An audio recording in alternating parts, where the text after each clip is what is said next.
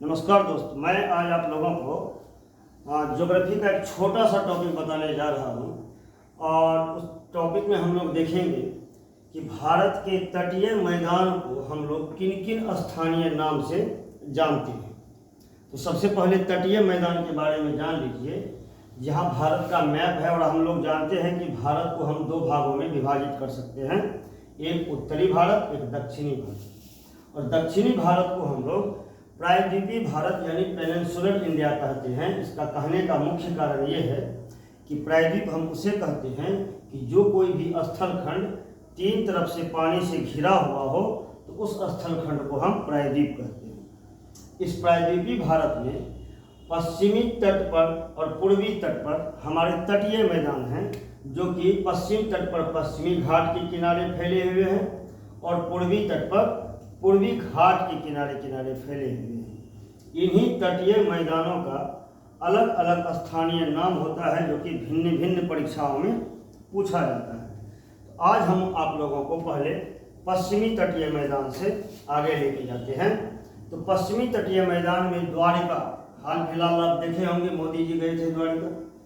तो द्वारिका से लेके दमन तक का क्षेत्र जो है ये कहलाता है गुजरात का तटीय मैदान।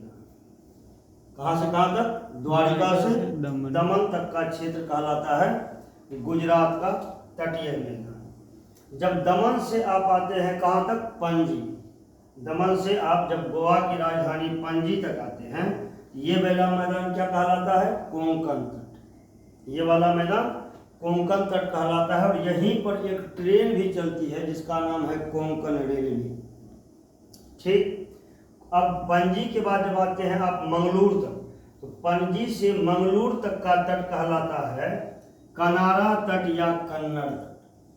कनारा तट या कन्नड़ तट। और मंगलूर से लेके आप जब कन्याकुमारी तक आते हैं तो वो तट कहलाता है मालाबार तट। ठीक। तो आप देख सकते हैं पश्चिमी तटीय मैदान में हम लोगों ने क्या क्या देखा।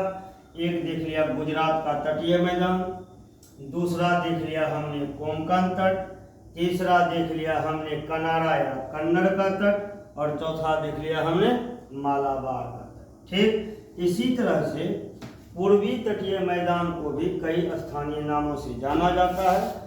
इसको भी हम लोग अभी देख सकते हैं। जैसे कन्याकुमारी से लेकर कृष्णा तक का एरिया जो होगा, इसको हम लोग किस तट के नाम से जानेंगे? कोरोमंडल। ये कहलाएगा कोरोमंडल। उसके बाद गोदावरी से लेके महानदी तक का जो क्षेत्र होगा ये कहलाएगा क्या? उत्तरी सरकार या कलिंगा तट। उत्तरी सरकार को भी हम लोग किस नाम से जानते हैं? कलिंगा तट। और जब महानदी से लेके हम कलकत्ता के तट तक पहुंचते, पश्चिम बंगाल के तट तक पहुंचते हैं, तो वो हम लोगों का किस तट के नाम से जाना जाता है? उत्कल तट। तो यहाँ क्या सब तट हो गया? एक हो गया मालाबार तट, दूसरा तट कौन सा हो गया? एक हो गया कोरोमंडल तट, दूसरा क्या हो गया? उत्तरी सरकार। उत्तरी सरकार को किस नाम से जानते हैं? कलिंग तट। और फिर महानदी से उत्तर जाते हैं तो उत्कल तट। और इधर कौन सा तट हो गया? गुजरात का तटीय मैदान। ये क्या हो गया? कोंकण तट। ये क्या हो गया? कनारा तट। ये क्या हो गया? मालाबार। क्लियर?